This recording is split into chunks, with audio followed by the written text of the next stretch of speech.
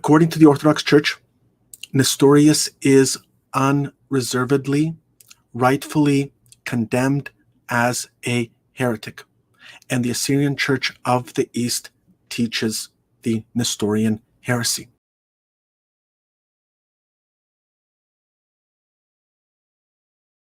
People are coming out against me saying I'm a member of a heretical church.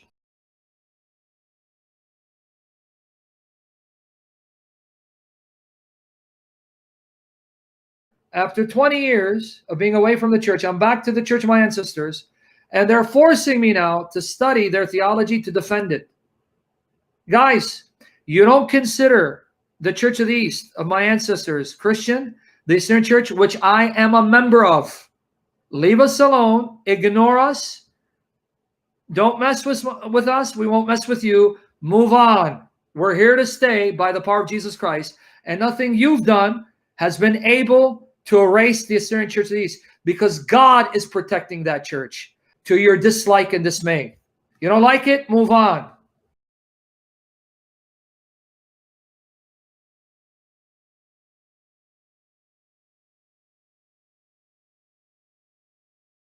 With regards to the Assyrian Church of the East and the issue with Sam Shamoun.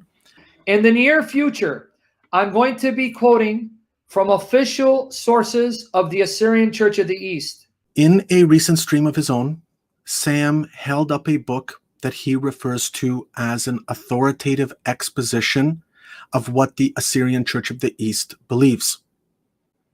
The book is called the Marganitha. What I want to do in this stream is look at the Marganitha in some detail and show you how it teaches the Nestorian heresy.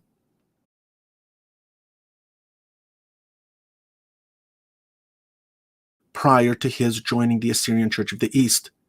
And now that Christology seems to be morphing slowly into Nestorianism as he continues to grow in his understanding of the Assyrian Church of the East's theology.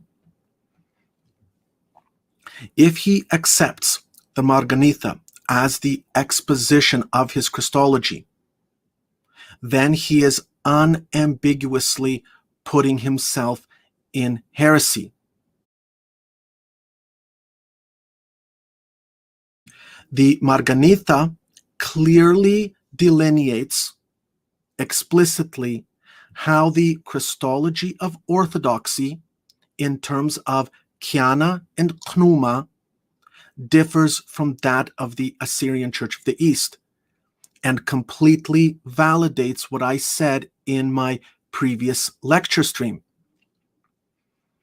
Given such explicit formulations in the Marganitha, if Sam now does indeed adopt the Assyrian Church of the East's formula, knowing full well that it differs from the Orthodox formula, then he is making a conscious decision to explicitly reject the Orthodox Church.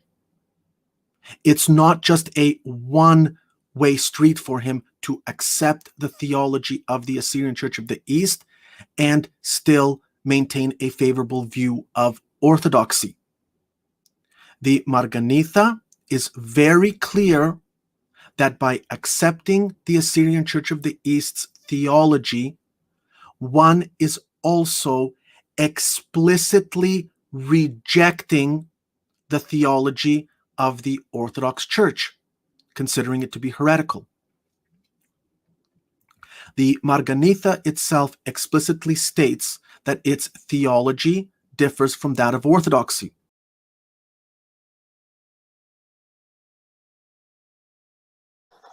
Did you hear that part? I'll just play that again. Just how Eastern Orthodox his Christology was prior to his joining the Assyrian Church of the East. And now that Christology seems to be morphing slowly into Nestorianism. Morphing slowly into Nestorianism. Really? And what makes you say that? Is there any proof?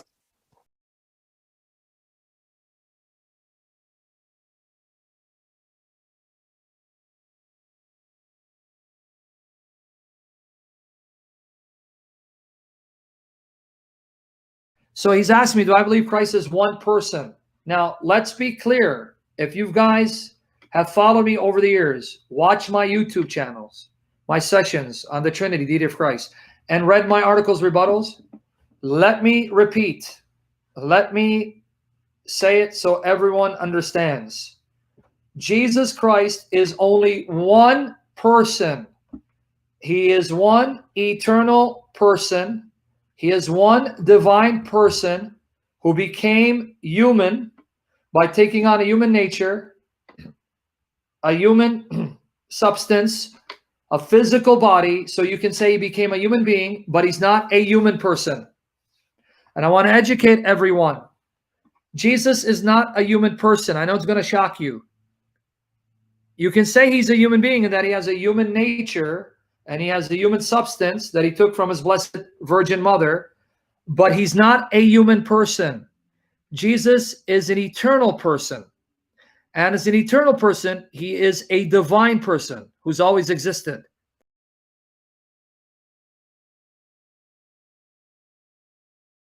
To say he's a human person means either he stopped being a divine person and became a human person, or he's two persons, a divine person, human person, which is heresy, false teaching.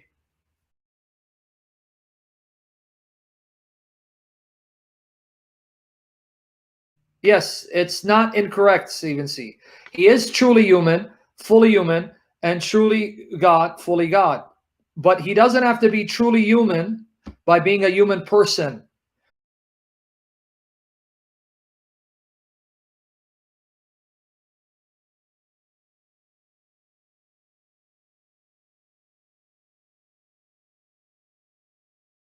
He can take to himself a human soul, a human mind, a human will, and still be one person who is eternally divine.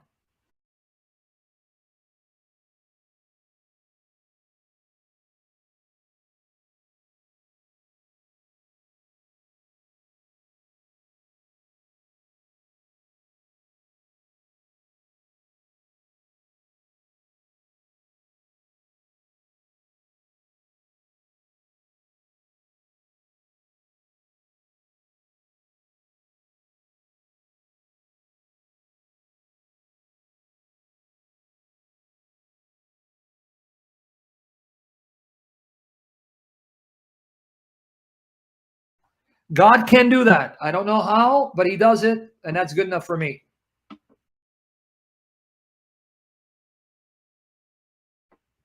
Katie, come on. Divine means that which makes you God. It's like saying you're human. That which makes you human.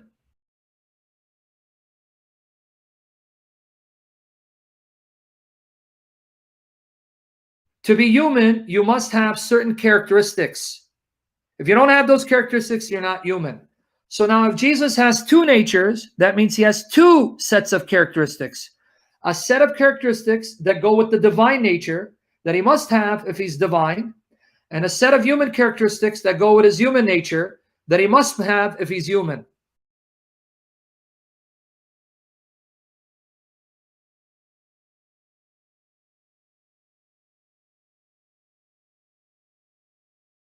Each nature has characteristics. Those characteristics must be there for the nature to be what it is. If those characteristics are not there, then that nature can't be what it is. So if you're human, you have the nature of human, you must have those characteristics that define that nature. Without those characteristics, that nature can't be what it is. Everyone with me there?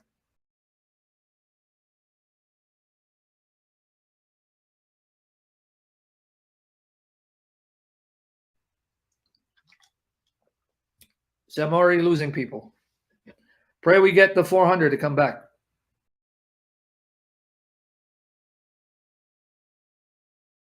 Because we have a lot of people bashing me now. I don't want to mention denomination.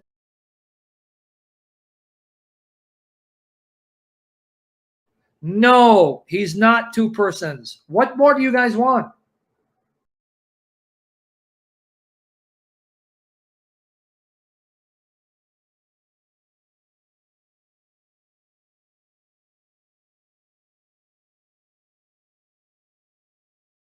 Truth defenders, better question is, have you reconciled all the schisms you've made with all the Christians over the years?